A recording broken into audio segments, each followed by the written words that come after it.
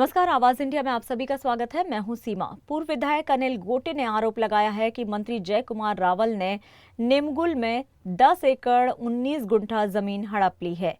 ये जमीन Jayachandra agro India द्वारा खरीदी गई थी। अनिल गोटे का आरोप है कि 1993 में मृत एक महिला के स्थान पर दूसरी महिला को खड़ा करके ये जमीन हड़पी गई।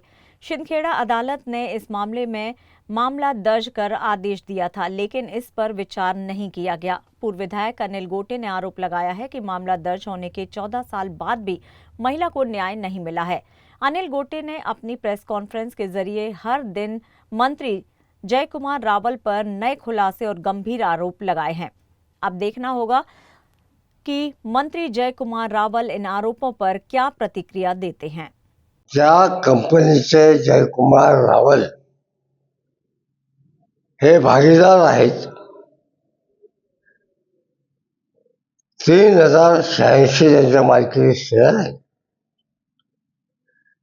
त्या Jaykumar agro industries private limited या कंपनीने खाजगी मार्केट करण्याकरता निमगुळ तालुका सिंदखेडा येथे 11 सर्वे नंबर 11 क्षेत्र 10 एकर 19 गुंठे हे अस्तित्वात नसलेल्या महिलेच्या नावाने बोगस बहिरा उभी करून यांनी हे खरेदी केले आहे।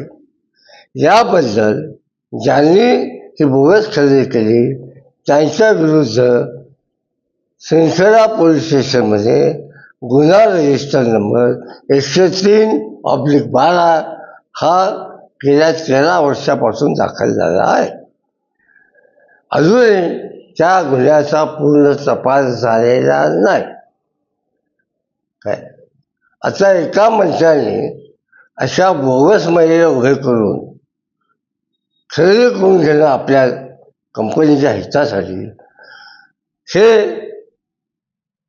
अत्यंत नैतिक कृत्य आहे असं देवेंद्र फडणवीसांचं म्हणणं आहे। काय राज्याचे मुख्यमंत्री म्हणून प्रतिभाताई पाटील यांची जमीन जाते,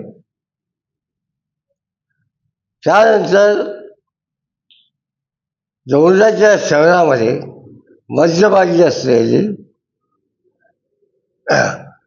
सिंधी कॉलनीच्या समोर जवळची 4.5 एकर जमीन जाते आणि आता ही 10 एकर 19 जमीन बोगस महिला उभी करून खरेदी करणे काय याला भूमाफिया नाही म्हणायचं, काय म्हणायचं? आणि असे माफिया या मंत्रिमंडळामध्ये भरलेले आहेत।